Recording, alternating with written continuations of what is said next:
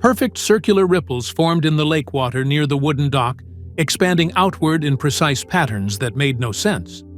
Emma's wedding guests stopped mid-conversation, champagne glasses frozen in their hands, gathering at the water's edge to stare. Then something metallic broke the surface.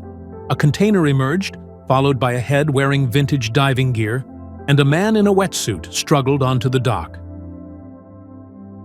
Emma Reed had dreamed of this day since she was a little girl. The lakeside venue was everything she'd imagined.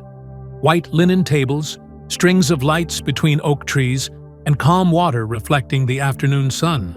Her fiancé, Jake Morrison, stood beside her greeting guests. Everything was perfect. The ceremony had gone beautifully. Emma's mother had cried through the vows. Friends had flown in. Now, as the reception began, laughter and music filled the air. Emma moved between tables, hugging relatives, accepting congratulations. Champagne flowed freely. About an hour in, Emma noticed Uncle Robert squinting toward the water. He stood, one hand shading his eyes. Then his wife stood too, pointing. Within moments, several guests had turned their attention to the lake. Emma felt Jake's hand on her elbow. "Something's happening," he said quietly. The water near the wooden dock was moving strangely. Perfect circular ripples formed at a single point, expanding outward in precise patterns. They weren't random movements. These circles were too uniform, too deliberate. More guests gathered along the shoreline. Conversations died. Someone lowered the music.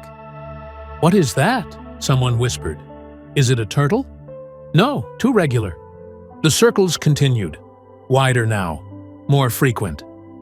Something was coming up. Then they saw it. A glint of metal breaking the surface. A container emerged from the water. A hand grabbed it, holding it above the waterline. Then came the head. Vintage diving gear from decades past. A yellowed mask, an ancient breathing apparatus. The figure struggled, movements slow and labored. Gasps rippled through the crowd. Jake pulled Emma back instinctively. The figure hoisted itself onto the dock. Water streamed from a full wetsuit. The person fumbled with the mask, pulling it off with shaking hands. There stood a man who looked to be in his late 70s. He was weathered by years and sun, gray hair plastered to his skull, but his eyes scanned the crowd desperately, searching. Jake already had his phone out, dialing 911. Emma couldn't move. There was something about this man that made her chest tighten. The man clutched the steel container. Water pooled at his feet.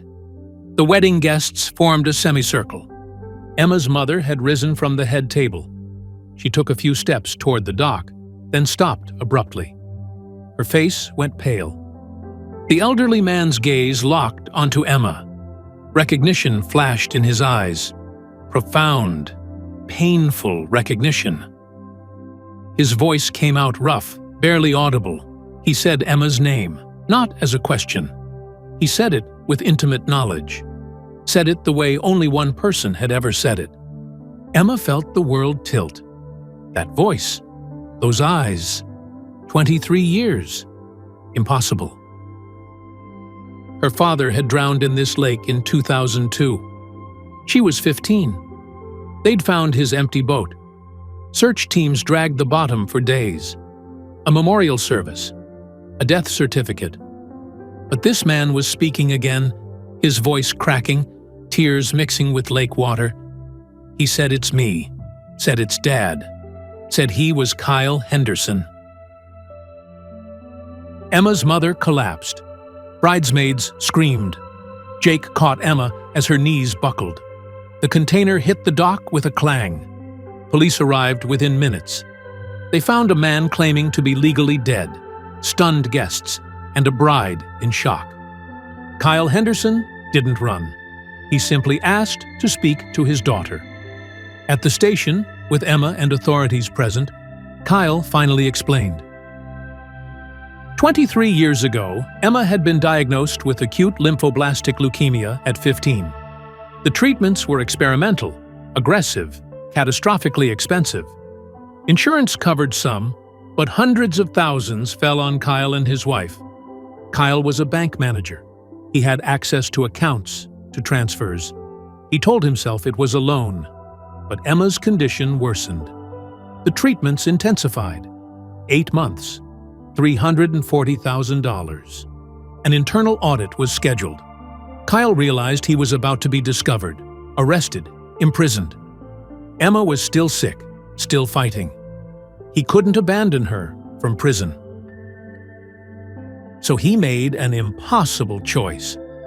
During a solo fishing trip, he staged his death, hid the money in a waterproof container at the lake bottom, fled to Canada, created a new identity, spent 20 years watching his daughter from afar, learning she'd beaten cancer, graduated medical school, become an oncologist. And here's what destroyed him. 2 months after his staged death, the bank collapsed. Federal investigators uncovered a massive fraud scandal. Senior executives had embezzled millions. In the chaos, Kyle's small theft was never discovered. The bank was liquidated. Kyle Henderson had destroyed his entire life to escape punishment for a crime that was never prosecuted, could never be prosecuted. The statute of limitations had expired. The victim bank no longer existed.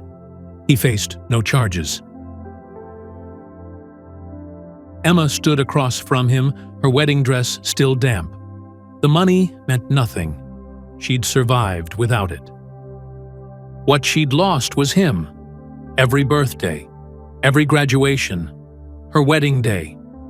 They spent hours talking, crying, Kyle explaining every detail, Emma processing 23 years of grief. When they emerged, Emma had made her choice. She forgave him. Because he had tried to save her life the only way he knew how. Because he'd already paid more than any prison could demand. The wedding guests were still there. Most had stayed, unable to leave without knowing the ending. When Emma and Kyle walked back together, the crowd parted. Emma's mother approached slowly. She and Kyle stood face to face for the first time in over 2 decades. After a long moment, she took his hand. The reception continued. The money became their honeymoon fund. Someone found a borrowed suit for Kyle. And then, as the sun set over the lake that had been his hiding place and his prison, Kyle Henderson danced with his daughter at her wedding. 23 years late, but finally, impossibly, home. What would you do if someone you'd mourned for decades suddenly returned to the most important day of your life?